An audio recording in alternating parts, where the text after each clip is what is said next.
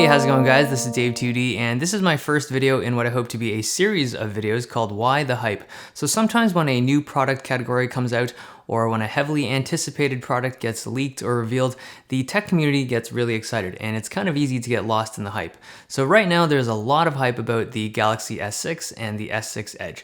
And specs are detailed and compared, but a lot of these specs are kind of meaningless without context. And that's what I hope to do with these videos, it's to provide context. So I'm just gonna say it straight up, I really like the iPhone 6. I realize it's not for everyone, and there's a bunch of things I dislike about it, and even things I absolutely hate about it, but in the end of the day, there isn't an Android phone that I prefer over it to use as my daily. Now, I've used a bunch of them, like basically all the flagships, the HTC One M8, I'm using the Nexus 6 right now, the Moto X 2014, I've used an S5, an S4, a Note 4, a Note Edge. I've tried them all extensively, and I still prefer the iPhone 6. But recently, the Samsung Galaxy S6 and S6 Edge were revealed at MWC, and this is the first time I've ever been truly excited about an Android phone. And to explain why, here's my video, the Galaxy S6 and S6 Edge, why the hype. So I think most people would agree, these two phones are the best looking phones that Samsung has ever designed. Parts of the phone do look really similar to the iPhone 6, and I really don't like how Samsung imitates the designs of other companies. But aesthetically, these two phones look nicer than anything else Samsung has made. So instead of the polycarbonate that Samsung has been using for so many years, this thing has a lot of glass and aluminum, and I think that's a really good thing. The color options are nice, and for the people that want it, the blue and green are pretty loud, but I think the direction of design was a very big step for Samsung to take, and I think it'll pay off. An iPhone 6 measures in at 67mm wide and 138mm tall. It's not a particularly large or small phone, but in the current generation of smartphones, it's a pretty average size. But the S6 and the S6 Edge are really similar in dimension to the iPhone 6. So the S6 has a width of 71mm and a height of 143mm, definitely bigger in both dimensions, but similar.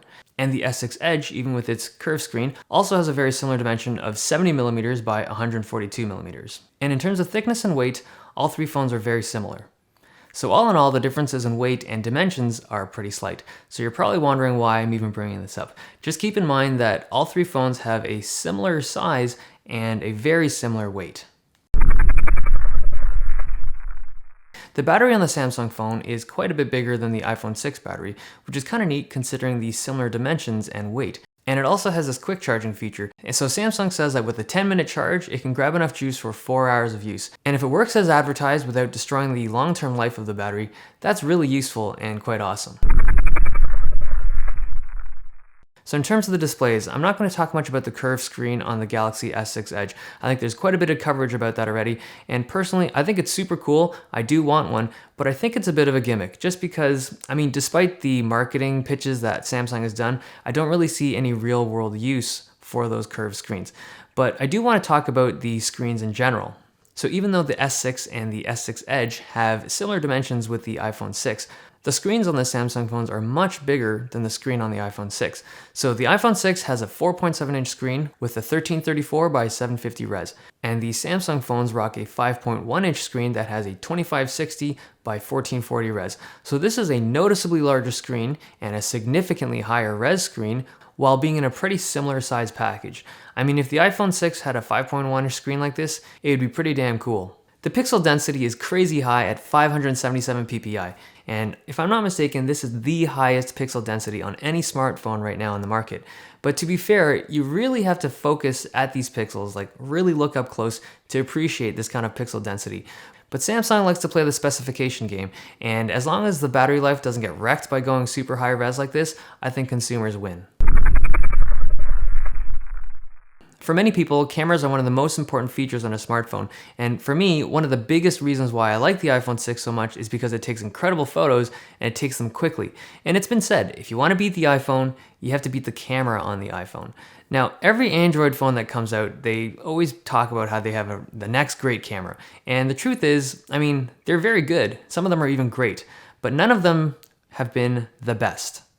But from what I've seen so far, it really looks like the camera on the S6 and the S6 Edge are actually going to be comparable and potentially better than the camera on the iPhone 6. So it's a 16 megapixel camera, and normally I don't care about resolution, and quite frankly, 16 megapixels seems like a ton of pixels, excessively so.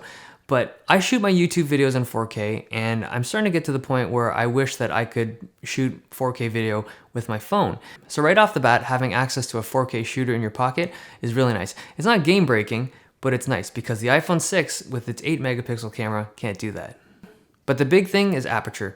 The S6 camera has an aperture of f1.9, whereas the iPhone 6 camera has an aperture of f2.2. So the lower f number of 1.9 corresponds to a larger aperture size. And in really basic terms, and I mean this is really oversimplified, the new Samsung phones have a wider hole in the lens, which allows more light to reach the sensor in the camera. So what does this do? Okay, so this allows your camera to work its electronic shutter quicker, which lets you take action shots quicker, and it reduces camera shake. And it also lets you capture shots with better bokeh, and also gives you better pictures in low light. So generally speaking, having a bigger aperture or a lower f number is going to result in better photos. Now, aperture is only a part of the equation, but having, better processing, which Samsung says that they've done, optical image stabilization, and a proven Sony sensor, I'm really excited for the photos that are going to come out of this thing. So both of these phones are going to be running Android 5 Lollipop, which is awesome. But Samsung likes to put on this thick layer of Samsung icing with TouchWiz and Samsung apps. But there is one app that I'm really interested in, and that's Samsung Pay. So this is a mobile payment system like Apple Pay or Google Wallet, and it can use NFC like Apple Pay and Google Wallet, but it also uses a new tech called MST, which is Magnetic Secure Transmission. Now take this footage with a grain of salt because it is from a Samsung ad, but the idea is that you can use your phone to transmit a magnetic signal that should work with any old school magnetic stripe terminal. Samsung bought this MST tech and implemented the hardware into their phones directly. So this is really convenient for users like us, but it's also really convenient for retailers. So if you can imagine a really big company like Starbucks or McDonald's, if they need to change their point of sale systems to accept NFC payments, that's something they can do. I mean, they're a big company, they can do it. But if you're a small company, like let's say you're a mom and pops, and you have a comic book store or like a vinyl record shop or something like that, you're probably not going to want to spend the money to invest in NFC payments. And even if you do want to spend it, maybe you can't afford it. So the cool thing about this tech from Samsung is that basically any kind of magnetic stripe point of sale system already works with Samsung Pay, or theoretically. So just from an adoption perspective, this is amazing because that means that a lot of people already accept Samsung Pay and they don't even know it. But in terms of its security and stuff like that, I have no idea. It could be terrible, it could be amazing, but time will tell. Regardless, I think this is really cool tech and I'm super excited to see where it goes. So there are some things I don't really care about. The first one that comes to mind is their 8-core CPU. I know Samsung made a big deal about it and some YouTubers are really excited about it. Personally, I think that just sounds like Samsung wanted some more ammunition for the spec war because an 8-core CPU for a mobile device sounds really silly. Other things I don't love, the AMOLED display. I've always found AMOLEDs to be a little bit oversaturated. This is just personal preference. You guys might like it, it's just not for me. So I'm quite excited, or rather, I'm hopeful that one of these phones will be awesome enough to replace my iPhone 6 as my daily. So that's the end of the video. If you guys liked it, give me some thumbs, and if you guys loved it, give me some subs. And if you guys want to see more of these videos, these Why the Hype videos, please let me know in the comments below, and if you have any questions or comments, again, type them below. And as always, it's been nice. I'll see you guys next time.